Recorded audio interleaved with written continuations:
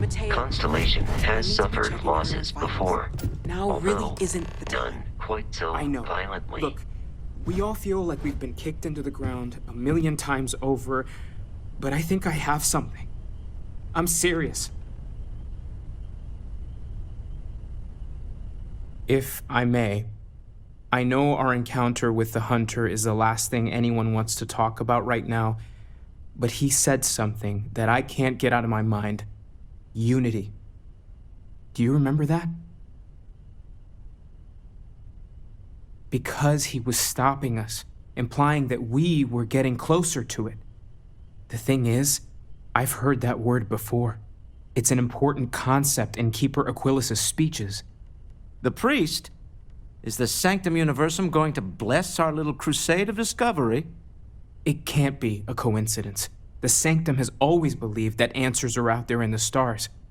Look, I know it's the longest of shots and the biggest leap of faith I could ever ask us all to take, but why not talk to him? I guess it couldn't hurt. I've heard the Keeper's a pretty insightful guy. Thank you. I know it's not much to go on, but something about this feels right. I'll meet you over there. You forget how much you take a place like the Lodge for granted. Until it's threatened.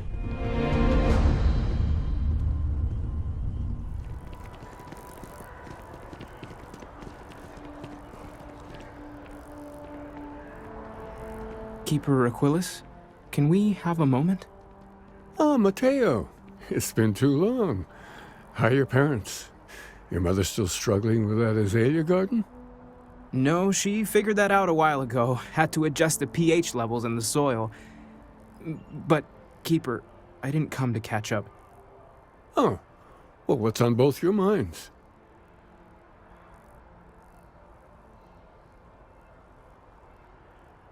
Oh. Yeah. How humanity comes together. How we are to love each other, even as our universe becomes even more complex. That's not exactly what we mean. Keeper, when you talk about unity, well, does it mean anything else? Something secret? Perhaps you should talk about this inside. So I told them, sorry, but I am not traveling halfway across the galaxy to be yelled at by your mother. Oh, yeah?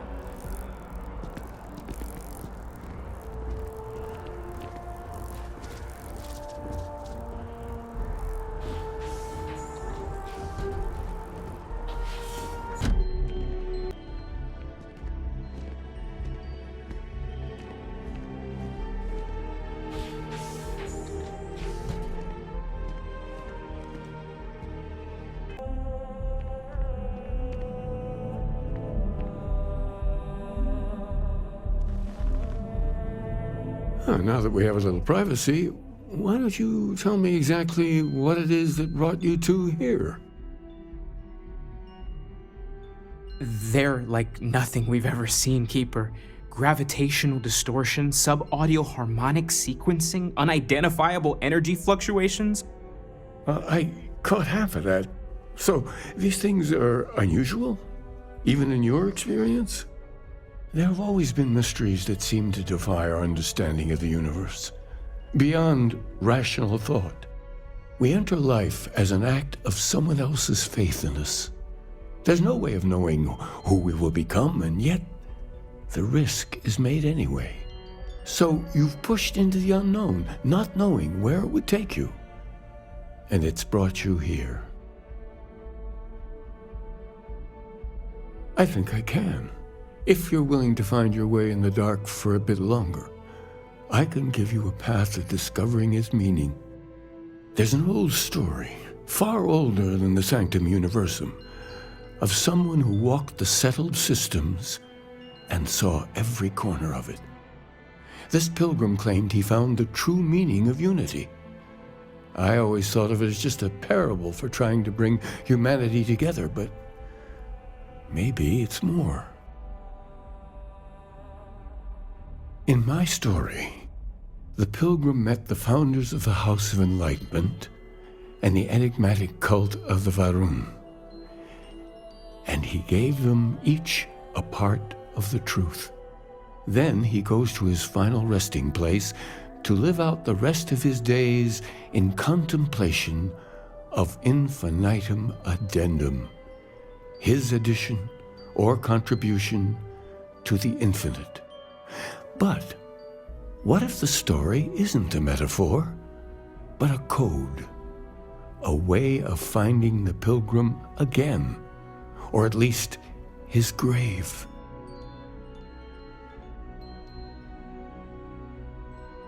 Yes, something must be there. I just can't put my finger on it.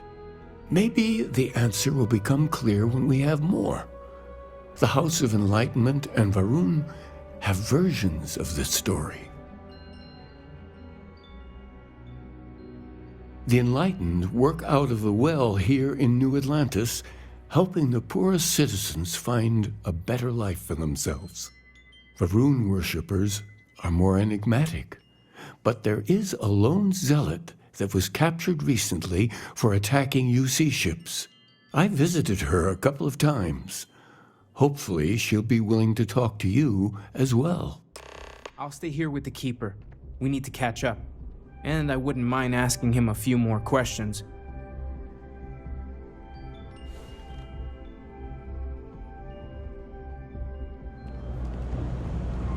No, that's not what I'm saying at all. You've got to have at least half your power in your shields. I doubt it. As a tracker You agent, just haven't my had a duty run-in is with to those inform Varun and crazies advise. yet. That'll change your mind real quick.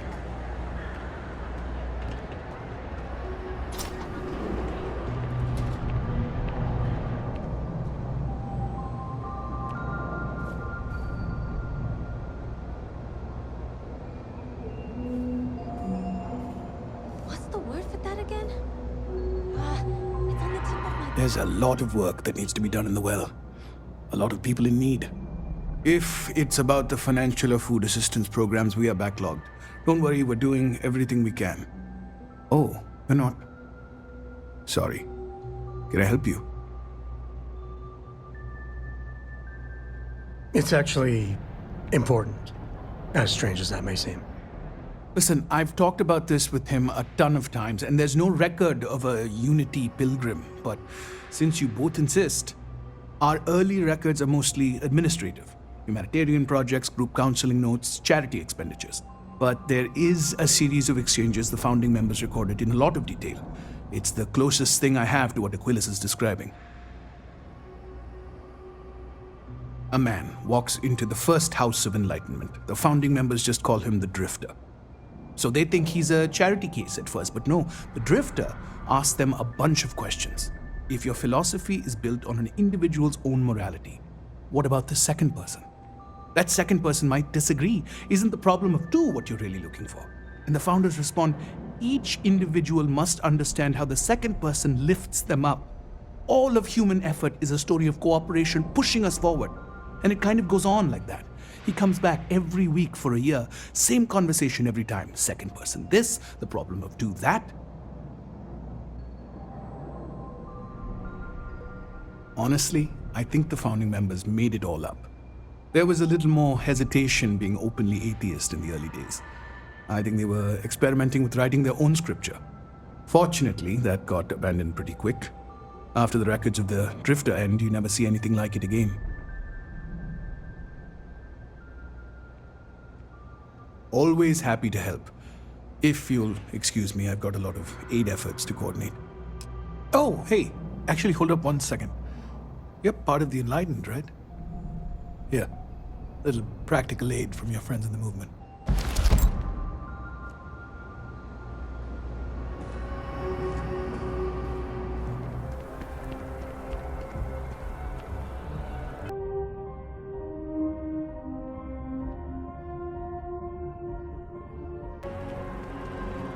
I'm surprised that.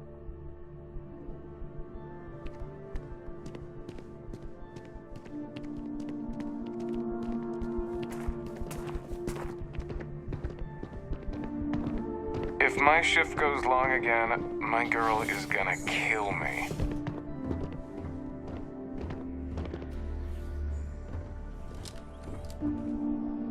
A visitor? I have all the company I need. He knows not the truth. He sends another to ask more incessant questions. I never can make heads or tails of these guys. The Great Serpent waits in the shadows. He will entwine the universe, and all but the faithful will be made as dust. That is the truth. No more, no less. It would be really helpful if you told us about it. If that even matters in the slightest to you. Yes, I have spoken to your keeper about this. I will tell you what I told him, and then you will leave me. Jinan Varun meets the unbeliever. He gives false prophecy to Jinan. But such is Jinan's conviction in the Great Serpent, he does not hesitate. He cuts the unbeliever down. But the unbeliever returns. Jinan realizes the Great Serpent is testing him, and he will not be found wanting. 4 times they fight. Over 120 rotations of the planet they are on. Remember these 4 battles, Jinan, the unbeliever says. Remember these 120 rotations. But Jinan knows this is blasphemy, and delivers the killing blow. That is all.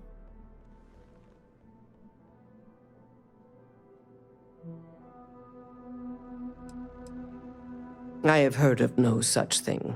If it exists, it is a shadow that the Great Serpent casts to deceive the faithless. Then we are done. Leave me.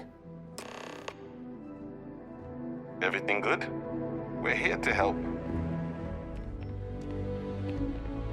Well, you're back. What did you learn?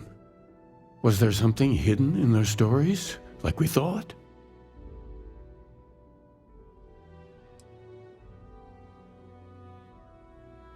If there really is a location the Pilgrim wanted us to find, those do sound awfully like coordinates. What else did you learn?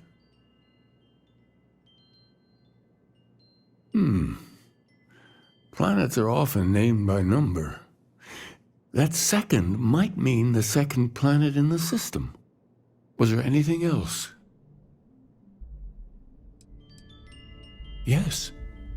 What he added to infinity. Maybe that points to a name.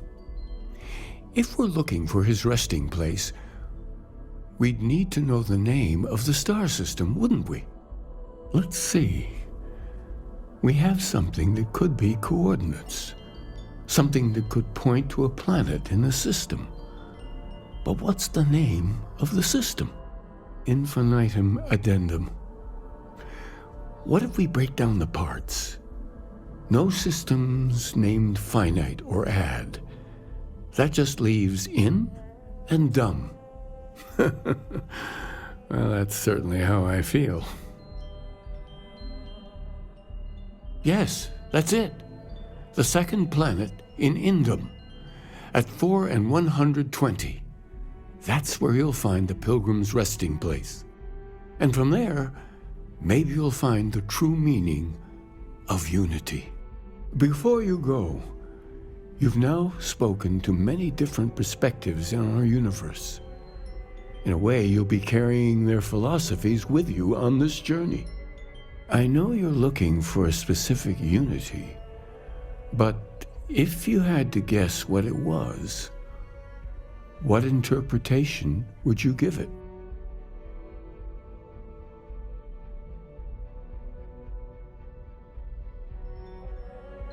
But what makes something like that holy? Gravity is also a force that brings things together. Should that be sanctified?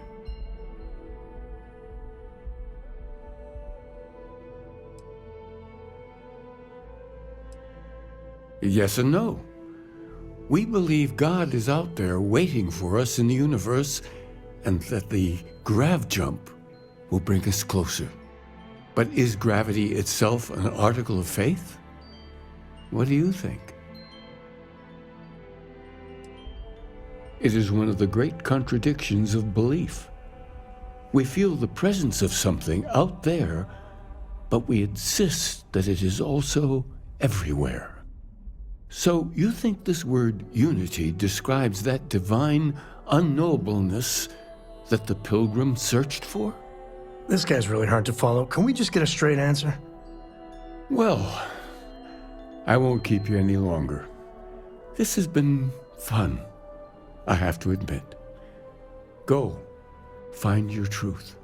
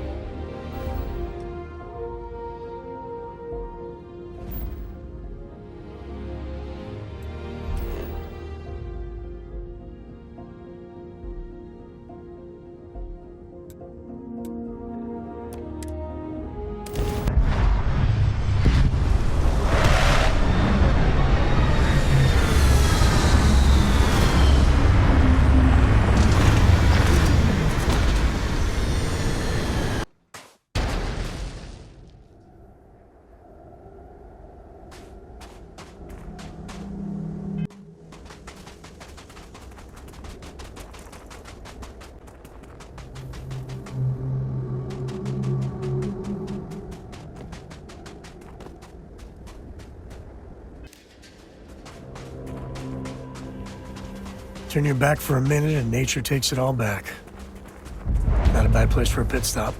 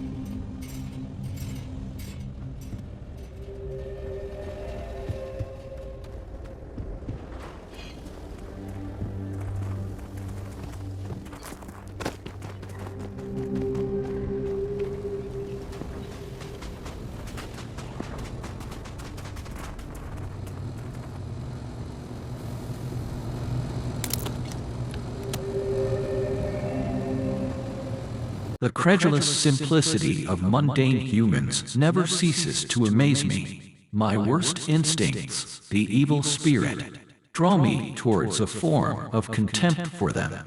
But I remember that I am privy to that which they are not. I cannot and should not judge them for a lack of vision when I know very well the blinders which obscure their sight. I once wore them myself, after all. I hope for their sake that they may someday understand.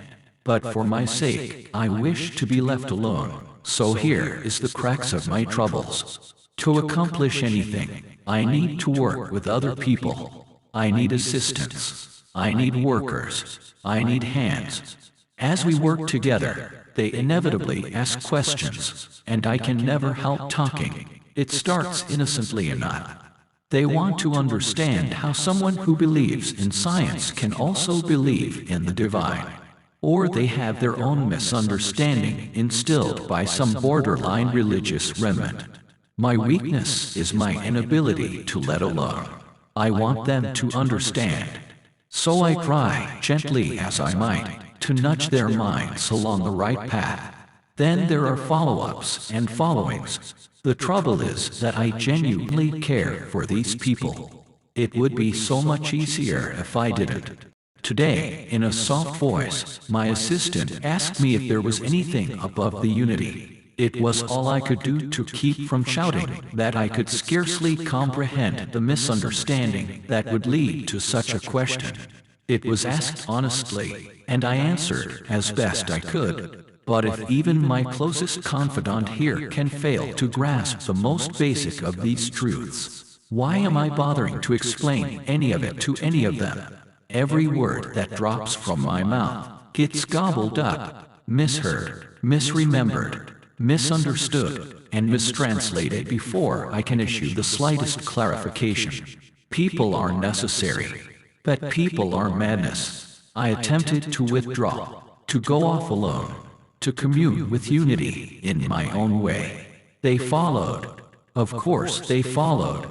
At last a bit of peace. A piece of peace. Is that anything? Is that funny? Why am I trying to be funny? Have they driven me mad at last? Is there a difference between writing to myself and talking to myself? The former certainly seems more acceptable than the latter. I recall again that my mind is my own, and that even if only it exists, that is sufficient for me to believe in everything else. The unity has restored me once more. This time I act alone. For now, myself is a formidable opponent.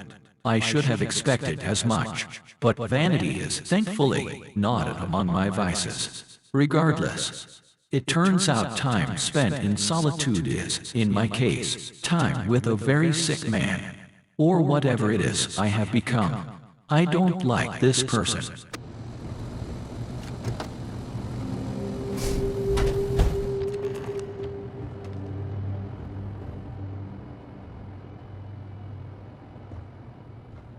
I find myself thinking about his various pasts and my possible futures. I imagine continuing on the road, acquiring more power, more knowledge, more development of myself. I imagine passing through once more to another world to begin the process anew. What is notable here? That road does seem gratifying. Every step is one of intrinsic reward, and I feel myself anticipating the pleasures and seeing a more contented version of myself in that future.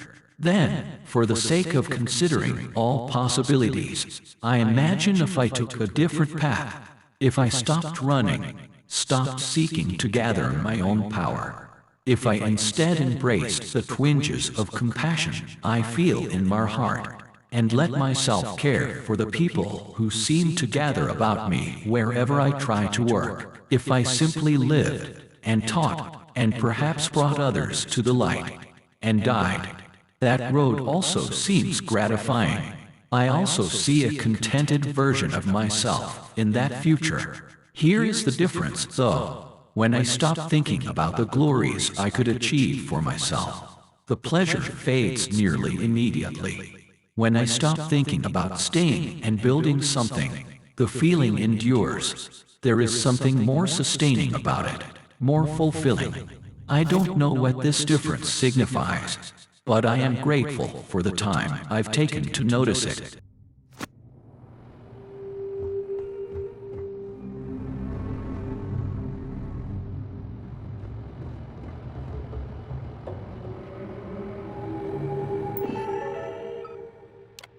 If you came seeking the right answers, you will know what question to ask. I return your question with a question. If you have read my writings, what is the burden of people? Who is your most formidable opponent? Where does enduring contentment come from? You came here seeking the true meaning of unity. If you still wish to find it, there is one final piece of myself in the next room. I found my own answer a long time ago, but not in the way I was expecting. I hope your journey gives you the truth.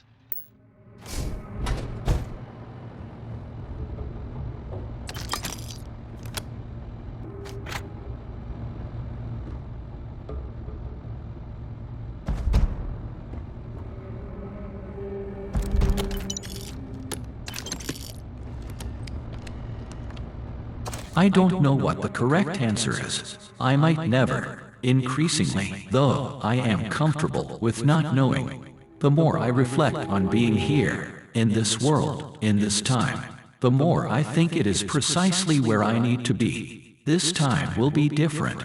It won't be about me, so I won't have to run. I can actually build something with intent instead of scrambling to fix something that others create in my name.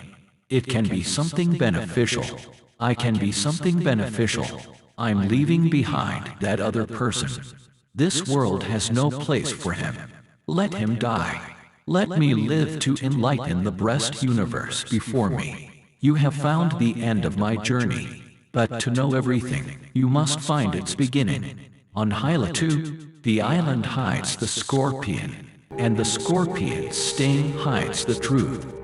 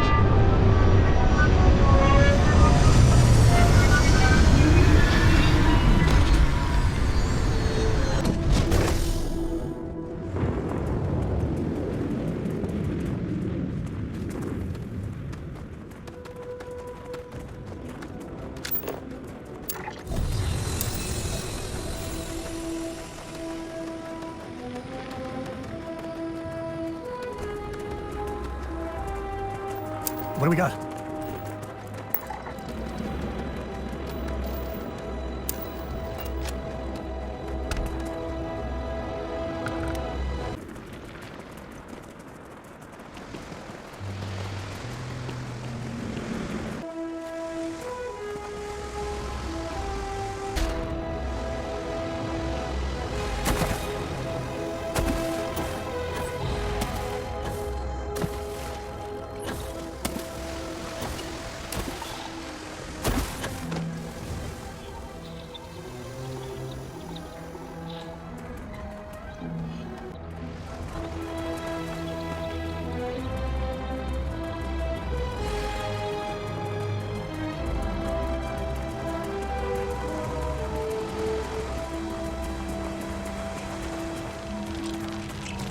Those ruins, they look ancient.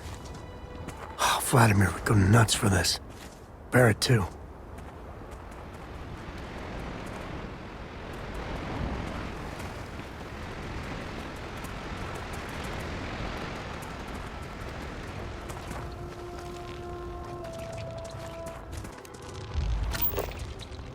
You got a beat on anything?